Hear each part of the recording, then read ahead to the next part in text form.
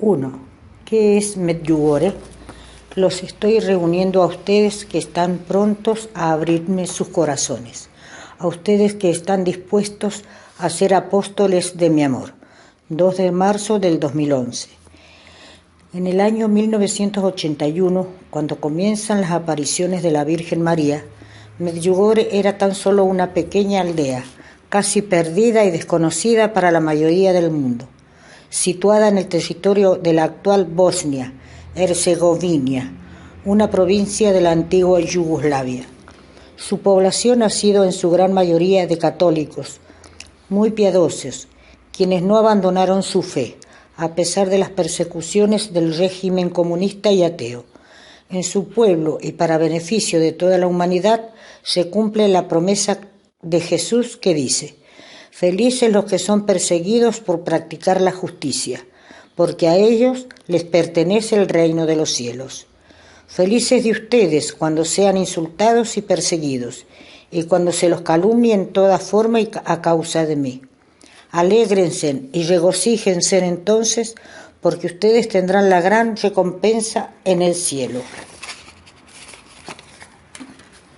De la misma manera persiguieron a los profetas que los precedieron. Mateo 5, 10, 12. Y es precisamente aquí donde la Virgen Santísima se hace presente como para traer consuelo y aliento a su pueblo fiel, que supo resistir en medio de las persecuciones, y para transmitirnos los deseos de su Hijo Jesús, quien nos sigue llamando a vivir en amistad con Él y a profundizar en nosotros cada día el proceso de conversión. 2. Preapariciones. Paz, paz y solo paz. Debe reinar la paz entre el hombre y Dios y entre los hombres. 26 de junio de 1981. No todos lo saben, pero hay un pre-Medjugorje, o mejor sería decir, acontecimientos previos a las apariciones de la Reina de la Paz, y que nos hablan de la importancia de la oración, de intercesión hecha por 2 o más personas en el poder del Espíritu Santo. Como protagonistas importantes de estos acontecimientos previos a las apariciones, encontramos al padre Emiliano Tardif y a la hermana Brigitte McKenna, así como también a un grupo numeroso de hombres y mujeres ungidos por Dios, quienes oraron con la confianza puesta en las palabras del Señor. Les aseguro que si 2 de ustedes se reúnen en la tierra para pedir algo, mi Padre que está en el cielo se lo concederá. Mateo 18, 19. Apurando de este modo, como María en Caná de Galilea, la intervención de Dios por medio de los acontecimientos de Medjugorje. El padre Emiliano solía narrar que en el mes de mayo del año 1981, al participar en Roma de un encuentro de líderes de la Renovación Carismática Católica, el asesor nacional de la RCC de la ex Yugoslavia narró los sufrimientos del pueblo católico a causa de las persecuciones que estaban sufriendo. Entonces, todos los presentes hicieron lo que es más frecuente en la renovación carismática. Oraron pidiendo por esa nación y por la Iglesia católica de su pueblo. Fue entonces cuando el padre Emiliano sintió en su corazón un mensaje del Señor, el cual decía: «No te preocupes, dentro de poco les enviaré a mi madre». Seguramente en esos momentos el padre Emiliano ni siquiera imaginaba lo que el Señor llegaría a hacer por medio de las apariciones de la Reina de la Paz en Medjugorje, a partir de allí para todo el mundo.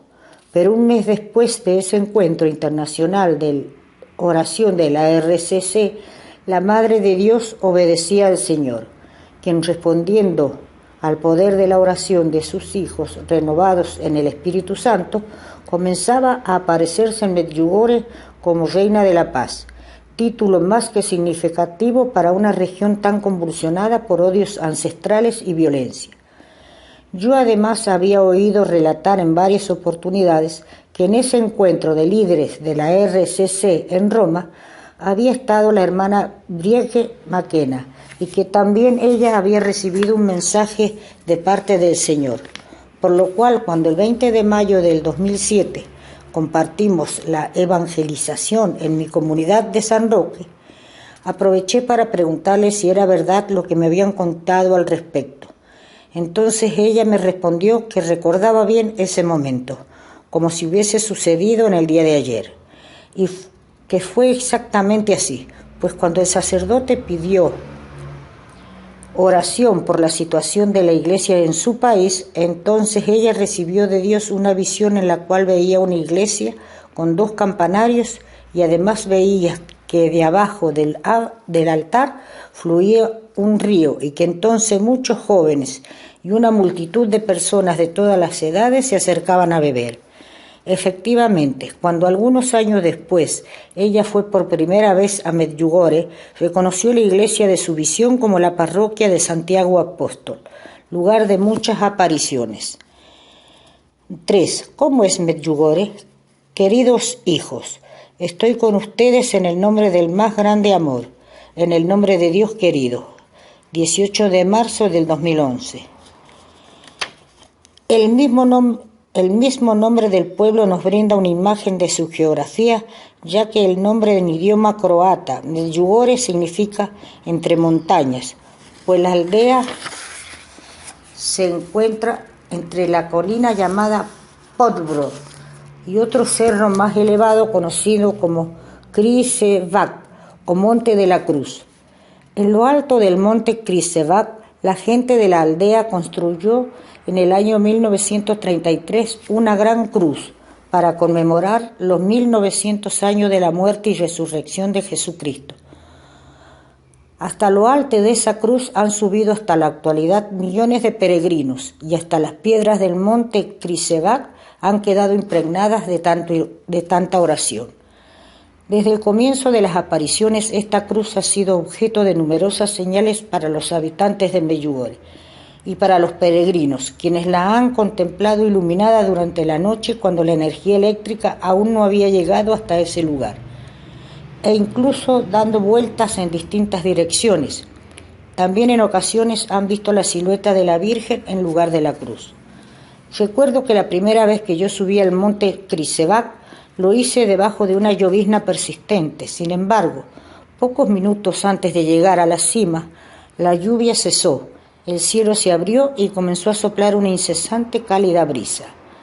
Al llegar a la cima del monte junto a la cruz, tan solo unos pocos minutos después, con gran asombro, nos dimos cuenta que nuestros vestidos estaban totalmente secos, siendo que hasta hacía tan solo unos minutos estábamos totalmente empapados por el agua. En otra ocasión, una peregrina que llevaba a su inquieto y robusto hijo de 1 año y medio atado sobre sus espaldas, al comenzar a ascender la colina, sintió que su niñito estaba increíblemente tranquilo y que ya no le pesaba. De ese modo, ella pudo subir sin ninguna fatiga hasta la cima del monte. Seguramente Dios había enviado a sus ángeles para que le ayudasen a cargarlo, así como también nos lo envía a nosotros en todo momento, pero especialmente cuando necesitamos de fuerzas extras para llevar alguna carga. Cuanto más humildemente preparado va el corazón del peregrino, cuanto más libre de toda expectativa y despojado de todo pensamiento mágico o controlador de que va a suceder tal o cual cosa, más posibilidades entonces le deja a Dios para que pueda obrar en su vida con su amor y su poder. 4. ¿Qué sucedió al inicio? Hijos míos, no tengan miedo de abrirme sus corazones con amor maternal. Les mostraré qué espero de cada uno de ustedes. 18 de marzo del 2011. El 24 de junio de 1981, alrededor de las 6 de la tarde, estando en la base del monte Podbrodo, las jóvenes Ivanka Ivankovich, en ese entonces de 15 años,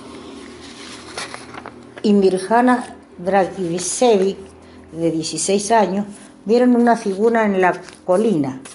Era una mujer joven, asombrosamente hermosa, que llevaba entre sus brazos un niño y que estaban envueltos por rayos que irradiaban una intensa luminosidad. Entonces ellas, asustadas, fueron corriendo hasta la casa de algunos familiares suyos. En la tarde del día siguiente, 25 de junio, volvieron a la colina y en esta ocasión fueron acompañadas de Vika Ivankovich, la mayor de todos, quien en ese entonces tenía 17 años, Iván Dragevich y Marija Pavlovich, ambos de 16 años, y Jacob Kolo, el menor tan solo de 10 años, quienes juntos a las dos jóvenes ya mencionadas anteriormente formarían desde ese momento el grupo definitivo de quienes serían los testigos de las apariciones. El día 25 hubo como un relámpago o un fuerte resplandor, según el relato de los niños, que les indicó la presencia sobrenatural, y vieron en lo alto del cerro a la Gospa, término croata con el que se le designa a la Virgen. Ella les sonreía, les inspiraba una gran paz y les hacía gestos con las manos para que subieran hasta donde ella estaba. Antes de obedecer se detuvieron unos instantes, pero luego una fuerza extraña los empujó hacia arriba y llegaron rápidamente hasta donde se encontraba la Virgen, como si tuviesen alas en los pies. Al instante cayeron en éxtasis, mirando a la Virgen, la cual estaba rodeada de una luz intensísima y purísima. Tenía un vestido color gris, pero de un gris desconocido en la tierra. Su velo era blanco y en la cabeza tenía una corona de 2 estrellas. Los videntes le preguntaron, ¿por qué has venido? Y ella les contestó, porque aquí he encontrado mucha fe. Al día siguiente, 26 de junio, sintieron la necesidad de acudir nuevamente a la colina, como si una fuerza interior les atrajese. Al llegar al monte, una luz centelló por 3 veces en lo alto del monte, tal vez como recordatorio de las 3 personas de la Santísima Trinidad y como signo de que la Virgen era enviada por Dios. Estos 3 destellos también fueron vistos por muchas personas de las aldeas cercanas. Algunas de esas personas, movidas por la curiosidad y por los rumores que ya se iban extendiendo, se acercaron al lugar y no faltó quienes con sabiduría aconsejaron a los niños que rociaran la aparición con agua bendita para asegurarse de que no fuera el diablo que los estuviese engañando. En el momento de la aparición, Vika lanzó el agua bendita hacia la visión diciendo, si eres nuestra madre bendita, por favor quédate. Y si no, aléjate de nosotros. La Virgen sonrió al oír esto y se quedó con ellos. Entonces Mirjana le preguntó su nombre y ella contestó, soy la bienaventurada Virgen María. La Virgen rezó con ellos y les pidió que rezaran 7 Padre Nuestros, 7 Ave Marías y 7 Glorias, una antigua tradición croata, haciendo que añadieran un credo a esta oración. Esta oración se sigue haciendo hasta la actualidad en la parroquia Santiago Apóstol, al finalizar la misa vespertina. 5. Hay mensajes y mensajes. Practiquen cuidadosamente todo lo que yo les ordeno, sin añadir ni quitar nada. Deuteronomio 13:1. En lo personal yo creo obviamente en la veracidad de Medjugorje, sin querer por esto adelantarme a la resolución oficial de la Iglesia. Pero en realidad debo reconocer que la primera vez que fui acompañando espiritualmente un grupo, no opinaba del mismo modo. Es más, era más escéptico en relación con las apariciones en Medjugorje. Sin embargo, todos los elementos que fui conociendo a partir de esa oportunidad hasta el día de hoy, cada vez me confirman más profundamente que Medjugorje es un fruto del Espíritu de Dios y una bendición para su pueblo. En un mensaje de la Reina de la Paz del 25 de junio de 2006, ella nos dice, han aceptado mis mensajes, los han transformado en vida y se han decidido por la santidad y por la paz. Para mí este es el más grande milagro de las apariciones en Medjugorje, la gran cantidad de personas que cambian su vida y se deciden a seguir a Jesús de verdad y a ser sembradores de paz en sus hogares, comunidades eclesiales y en todos los ambientes de la sociedad. La Virgen María sabe agradecer a todos aquellos que desde sus apariciones en Medjugorje han sabido aceptar sus mensajes, transformándolos en vida. Los mensajes de la Virgen en Medjugorje, aun cuando no tienen un reconocimiento oficial por parte de la Iglesia, pues para que ésta se defina al respecto antes, tienen que cesar las apariciones y realizarse un estudio en profundidad, el cual puede llevar mucho tiempo. Sin embargo, por la fidelidad al magisterio y por muchísimos signos positivos durante estos 30 últimos años, nos dan signos de su veracidad. Aún así, me parece que es importante tener presente que las apariciones no son necesarias para nuestra fe, pues para esto tenemos las Sagradas Escrituras, la tradición de la Iglesia y el magisterio. Sin embargo, cuando estas manifestaciones de parte de Dios o de la Virgen son auténticas, sirven para el fortalecimiento de la fe de los hijos de Dios. Por otro lado, hay que estar muy atentos y pedirles discernimiento al Señor, consejo al propio director espiritual y obedecer a la jerarquía de la Iglesia, pues en nuestro tiempo parecen proliferar las personas que dicen recibir mensajes de la Virgen o de Dios. Otros afirman tener visiones o locuciones, y también son muchas las personas que oyen detrás de estas manifestaciones, sean reales o no, buscando saciar su propia sed espiritual. Hay apariciones y locuciones reales y otras que no lo son, pues estas pueden sonar muy bonitas. Las historias de la Iglesia lo atestiguan, pues durante más de 2000 años siempre han habido auténticos místicos y otros que, engañados por la propia sugestión o por otros motivos, han creído oír la voz de Dios o de la Virgen, cuando en realidad lo que oían en sus cabezas era la voz de la propia imaginación o autosugestión, en el mejor de los casos. En ciertos círculos de personas aparecen proliferar quienes aseguran recibir mensajes encontrando que esto les concede cierto estatus delante de los demás. Las 2 citas bíblicas que pongo a continuación pueden ser muy iluminativas para comprender a lo que me estoy refiriendo. Si alguno no escucha mis palabras, las que ese profeta pronuncie en mi nombre, yo mismo le pediré cuentas de ello. Pero si un profeta tiene la presunción de decir en mi nombre una palabra que yo no he mandado decir y habla en nombre de otros dioses, ese profeta morirá. ¿Acaso vas a decir en tu corazón, cómo sabremos que esta palabra no la ha dicho el Señor? Si ese profeta habla en nombre del Señor y lo que dice queda sin efecto y no se cumple, es que el Señor no ha dicho tal palabra. El profeta lo ha dicho por presunción, no le tengas miedo. Deuteronomio 18, 19, 22. Y también, pero tengan presente ante todo que nadie puede interpretar por cuenta propia una profecía de la Escritura. 2 Pedro 1:20. De todos los católicos tenemos el deber de tratar que nuestra fe sea suficientemente sólida para no necesitar de visiones, y si éstas ocurren, tener el suficiente discernimiento para distinguir las verdaderas y las falsas, y aprovechar unas y deshacer otras para estar más cerca de Dios.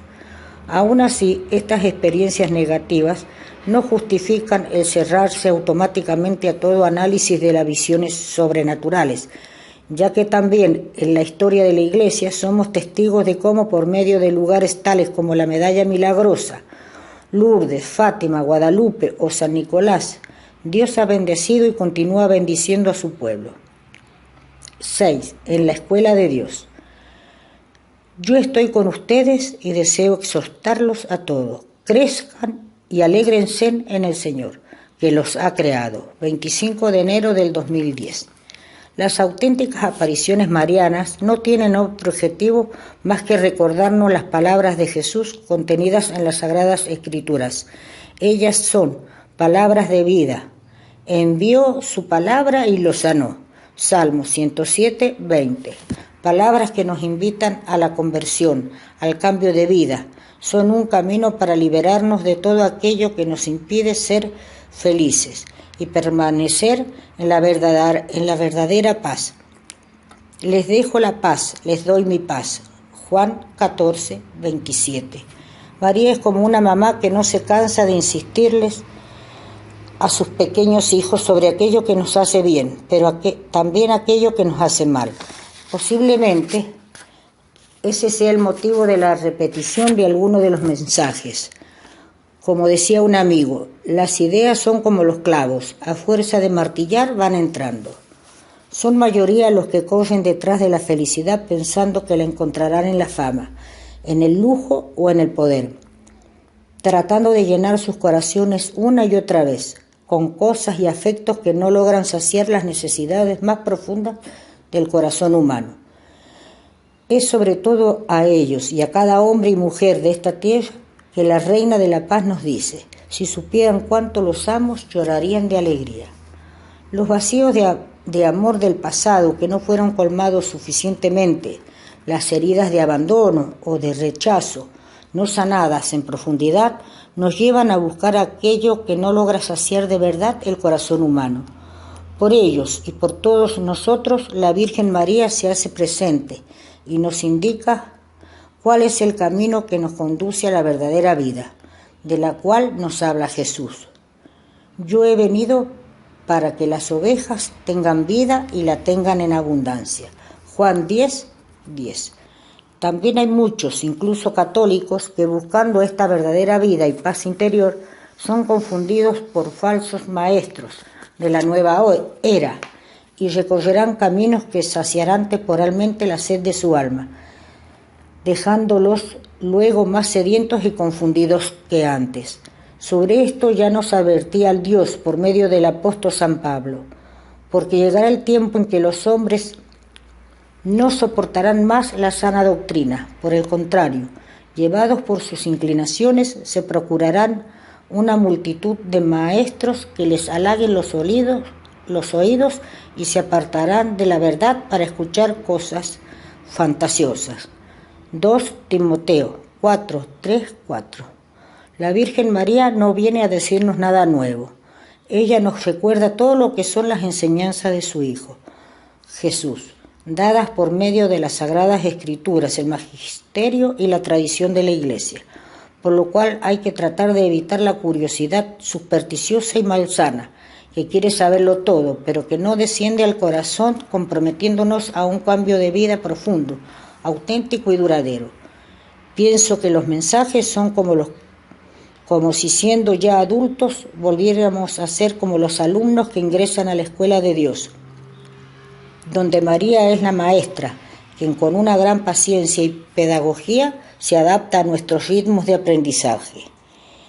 Al leer, meditar y tratar de vivir los mensajes, mi impresión es que ella nos da como puntos fundamentales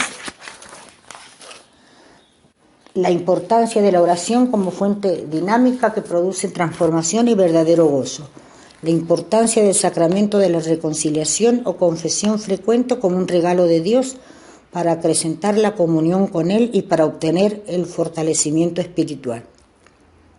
La misa y la adoración eucarística, presencia viva de Jesús que puede sanarnos interior y físicamente. La importancia de ser y sentirse iglesia y de orar en comunidad, en unión con los pastores y la jerarquía. El ayuno como medio de fortalecimiento para los combates espirituales contra Satanás, especialmente contra aquello que más atenta contra la familia. La lectura de las Sagradas Escrituras como escudo contra las flechas incendiarias del demonio. La importancia de penetrar en los caminos del auténtico perdón. El aumento de la confianza en la misericordia de Dios. La oración de intercesión por quienes aún no han experimentado el amor de Dios y por las almas del purgatorio. La defensa de la vida desde el momento mismo de la concepción en el vientre materno. El llamado a tener una experiencia más profunda del poder del Espíritu Santo y un llamado a crecer en intimidad con Él. Los medios espirituales para la defensa de nuestras familias contra el poder destructor de Satanás. El desarrollo de todas las virtudes y el compromiso concreto de ser verdaderamente solidarios con quienes más sufren, llevando la paz de Dios a todos los corazones.